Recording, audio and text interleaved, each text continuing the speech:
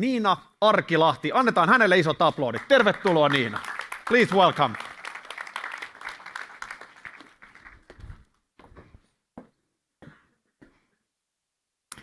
Hello, and a very warm afternoon to all of you.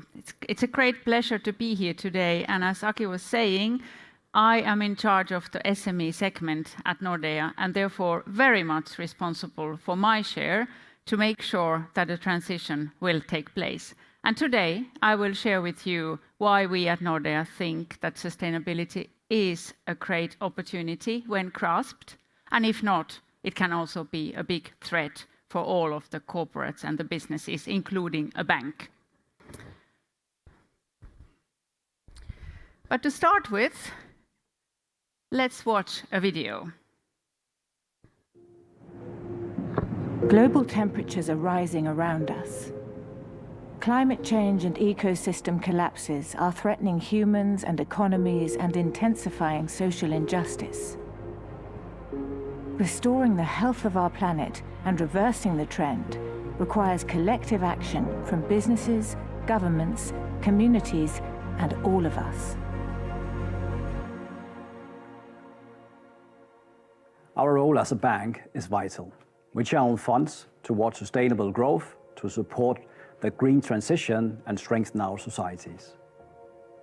As a leading financial services provider in the Nordic region, we have a unique opportunity to drive the change using our size and strength as a force for good. We focus on empowering all our millions of customers to make sustainable choices, to capture the benefits of responsible savings, investments, and sustainable actions. Those who see the sustainable transition more as an opportunity than a threat. By preventing financial crime, teaching financial skills, mentoring startups, and helping refugees settle in a new country, we engage to build a strong foundation for our common future. Working closely with you and your business, we help accelerate the corporate transition. We will support your company through different stages of transition as long as you share our commitment and ambition to fight climate change. To drive real change, we believe it's important to invest in companies that take the lead in sustainable development, as well as investing in reducing emissions and over time, phasing out activities that are harmful. As a responsible investor, we don't just manage your assets. We actively engage with and influence companies we invest in, so they make environmentally and socially sustainable decisions for their business and the communities in which they operate. Over the past 200 years, we have helped build more viable cities and modern infrastructure. We have supported successful entrepreneurs, and we have helped millions of people realize their dreams and aspirations. We know that together with you, we can continue to put money to good use and protect and develop our common future. Join us on the journey and let's together build a better tomorrow.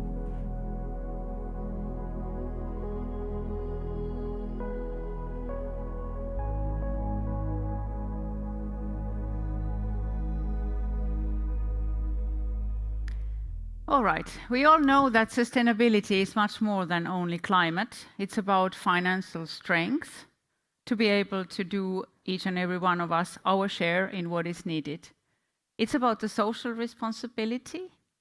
And then, of course, as in my presentation today, where I very much focus on the last one, climate, because that is the part where the investments are needed to make a change, and therefore a huge opportunity and maybe a threat. In 2015, 196 countries came together in Paris and decided to agree on a legally binding international agreement that was to come under the name Paris Agreement. The ambition of this agreement and the aim of this agreement is to make sure to limit the global warming to under 2 degrees and preferably as close as possible to 1.5 degrees.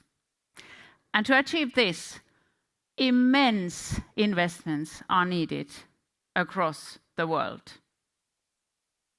And of course, it goes without saying that it is needed both from the public sectors, but the lead and the power will come from the private sector.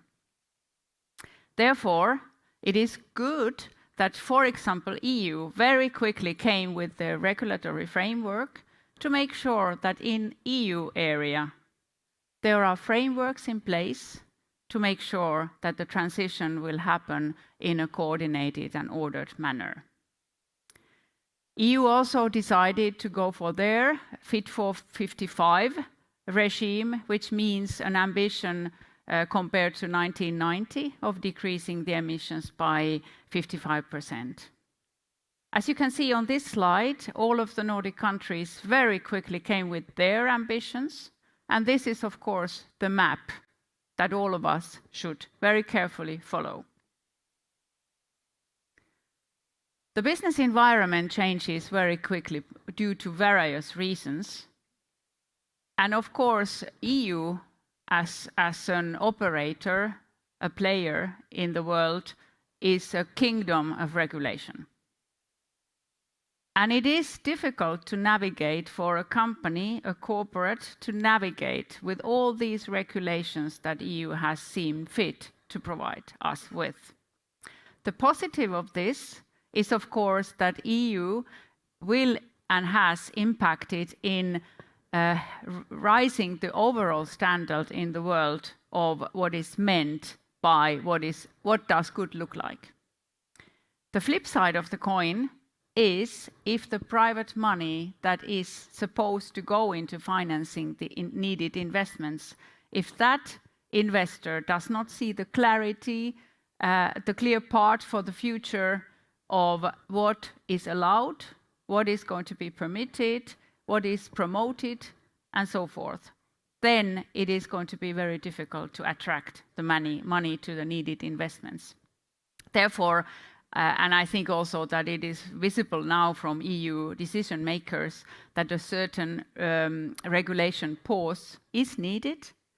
Let the private investors do their job now, and then let's take the assessment of the impacts, and if there are corrections that are needed, then let's take them after a while. Why was it then important to commit to net zero? Net zero means decarbonized world with no emissions, or if some emissions still left, compensated by positive impact from somebody else. Why is that important? We all might say that yes, we want to save the planet, and of course we do. We want to leave a clean planet to our successors, to our children, to our people around us, of course. But private money does not go into any investments just to say that I was able to save the world, if just said out bluntly. It is a great business opportunity. Look at companies like Neste, the Finnish former oil company. Look at their transition, what they have made, cannibalizing their own business and deciding to go for the renewable fuels. The same thing happened in Denmark with Ørsted. Those companies would not maybe exist today if they had not done their plans according to the new needs of the world. Look at Tesla, or the hype in northern Sweden around the battery industry. All of these are companies and examples of companies who have had the strength, the courage, the power to think differently. Start building something that is the answer for the future needs. Commitment to net zero is a great business opportunity because it's enabling the counterparts or the players, the corporates, to go into new markets, the new renewables, for example, go into new segments. Look at forest industry and what they are doing now, transitioning themselves from the traditional pulp manufacturing companies or paper manufacturing companies into high-tech companies, into totally new areas in their businesses. It's a way of building your brand, having a very high profile, and there are numerous examples of companies who have been able to build a brand around the sustainability, attracting investors, being visible in their share prices, and also becoming very attractive employers, for example. It's about risk. Who is the real estate investor who would like to have properties in areas which are of risk of flooding? And who is the investor who would like, or the insurance company who would like to write insurance for those properties? Which is a bank that wants to finance a corporate customer who does not commit themselves to transition? Meaning that for that specific company, the repayment capability might not be there in 5 years, 10 years' time, because that company's customers, investors, banks might want to leave. So therefore, it's numerous different examples. When I talk to forest industry companies, they talk very much about material efficiency being an improvement in their margins. And yes, that is the case. It's their great business opportunity. But at the same time, it's very sustainable to make sure that in your manufacturing processes, you have the efficient thinking in it to minimize the use of materials. And then lastly, the investors who come with their equity. They want to hear the story of what is your plan for your transition before they commit their equity into a corporate. At Nordea, sustainability is part of our key strategy. It's at the core and in everything we do. Why is that? Again, I can start with the big picture. We want to save the planet. But that's one part of it. More importantly, we want to have the customers in our portfolios, both when it comes to lending and when it comes to investment and ownership, on the arm where we are managing the assets of our customers in our asset management units. We want to have the companies who will have a prosperous future, who will have good repayment capacities, whose share price probably will rise and develop anyway favorably, who are the ones who are willing and able to commit themselves to a transition.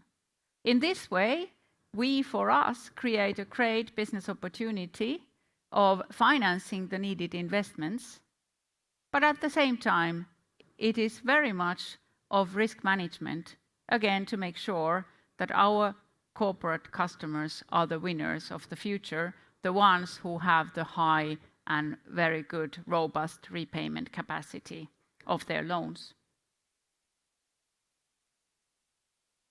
At Nordea, we have committed ourselves publicly to make sure that we become net zero bank by 2050, and this is Paris aligned. As an interim milestone, we have said that we will reduce our emissions by 40 to 50% by 2030. And everybody understands that if Nordea becomes in our own scope 1 direct emissions net zero, meaning flights, no green electricity, what can you think of? That will not change the world very much. Even if we include the use of water or electricity warming our premises, still very limited impact. But the scope 3 is the massive, massive question. Because as a bank, as part of the financial industry ecosystem, we are key players to ensure that capital is allocated to the right causes for the future. Meaning, capital is allocated in a way that will enable for the Paris Agreement member states to achieve the net zero by 2050. We will become net zero bank, including the scope 3 emissions, which means that we will have to find a way of providing the tools and the advisory and the inspiration to our customers, and in the asset management part to the companies that we are owning, how they can transition. Therefore, this is very much a joint journey. We raised the question, how does the plan look like? We provide the services, the products that will enable it. For example, we have said that by the end of 2025, we will have facilitated over 200 billion of sustainable financing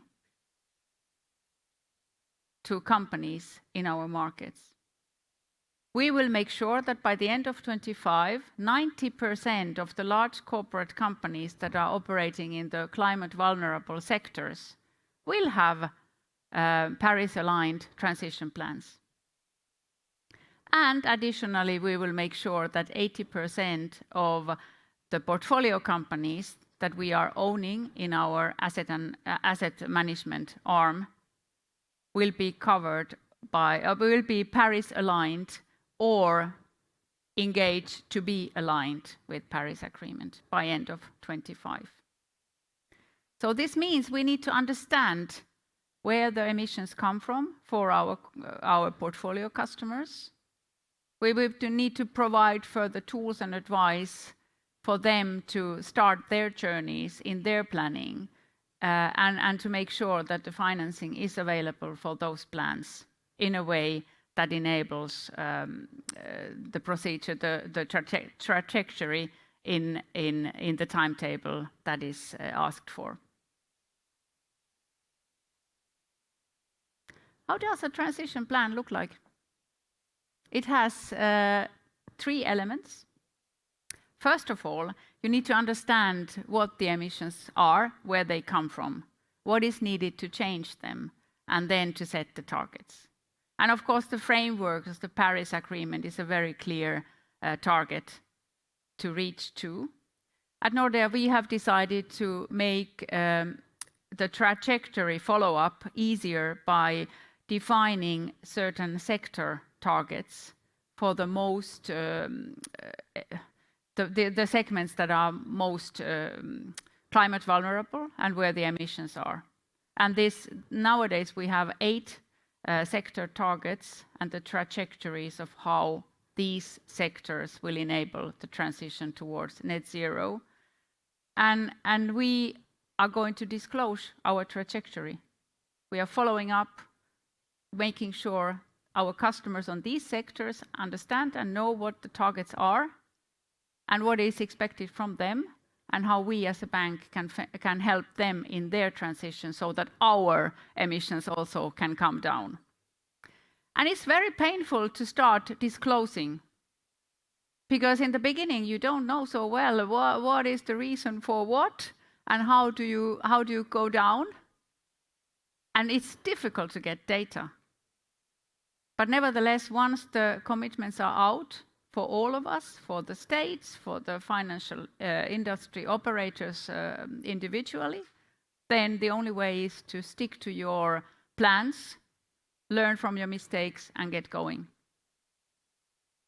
For a corporate customer of ours, knowing that we have the ambition, we have the targets, we are going to disclose, this is the trajectory, these are the sector targets, then it means that the corporate customers need to embed in their strategy their part of fulfilling the target, meaning that they will have to find expertise, hopefully from us or somebody else, and the smaller the company, the more difficult to find the expertise within their own ranks, because a typical SME company normally does not have a very big sustainability department that on a Wednesday morning wakes up and decides, today we will make an ESG plan and strategy. That is not how it goes. It goes more in an evolving process, in a dialogue with, for example, a financial institution, with an insurer, with the stakeholder like shareholder, analyst, depending a little bit on the industry and size of the company. It could be for an SME that it comes through a large client of theirs, for example, in logistics. The forest industry company that would one day announce, we are only going to use logistic companies as our kind of relationship counterparts who are committed to Paris alignment. And there you have it in a logistic company, just suddenly. So therefore, the quicker every company decides for themselves why we're going to do this, what are we going to need for this, let's get going, the less there are surprises around not needing to read in the newspaper that, oh, my biggest customer just said that I'm out if I'm not ready by next year, which is, of course, the least desirable.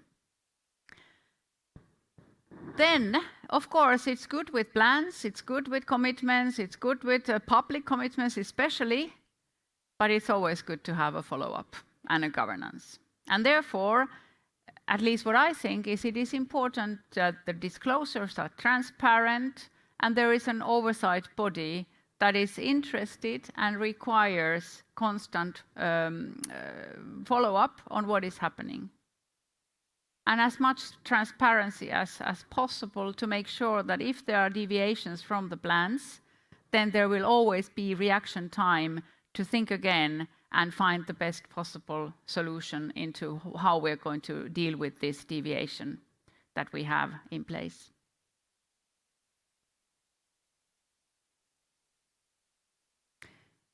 Some of you, if you have not worked very much with the transition plans, I was thinking of bringing some examples of what it could be that are the decisive parts. And of course, these deviate very much from industry to industry. But for example, switching fossil fuels to renewable fuels could be one example. It could be that in the packaging industry, deciding and announcing to go away from plastic-based packaging materials and go into paper-based. Takes a lot of innovation as well and commitment. And funnily, again here, even though everybody might want to say that yes, we are going from plastic-based to paper-based or wood-based, because we want to be part of the good society and we are a responsible citizen as a corporate. But in the end, there must be also a financial incentive for every privately owned company to go into a certain direction. We saw that very clearly the year before in the winter time when the energy prices were totally unpredictable and at levels that we had not seen, at least here in the Nordics, we had never seen before. And what happened with energy renovations? Boom. And it was not about saving the planet, it was about saving your wallet and making sure that your asset, your house, was the one that was going to be easily sold if you wanted to. It's a great example of why and what kind of reasoning behind. And now I don't want to sound too cynical, but I think it is a great proof of the fact that the private money is needed and the private money flows into projects and initiatives that are worthwhile and have a good yield.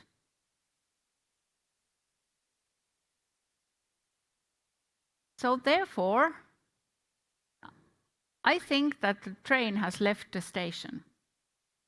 It's a lot of learning for us all, and it's easy to find yourselves overwhelmed, myself included, overwhelmed with new topics, new definitions, totally new sciences, and almost feeling at times that I didn't understand a word, and now I am expected to do something, and there is not even data available. But in the end, one by one, all of the topics and the questions and the challenges, they are solvable. And I must say that after having worked with these topics now for over 3 years, the pieces are starting to become a joint picture, which is coherent in the way of what are the drivers, what are the incentives, what are the threats. What if an investor said suddenly, I don't want to invest in your share, you are not doing enough? Or what if my biggest clients told me, I don't want to deal with you anymore, you are not doing enough? Or your child tells you, I don't want to work in your company, you are not doing enough. All of these examples, they kind of are part of the totality of why it makes sense. And if you are a listed company, why it makes sense from your share price point of view, your customer point of view, your employer image point of view, your brand value point of view, your business point of view, to get started very quickly, grab the opportunity and get going. And there will be advice around and available. Thank you very much for this.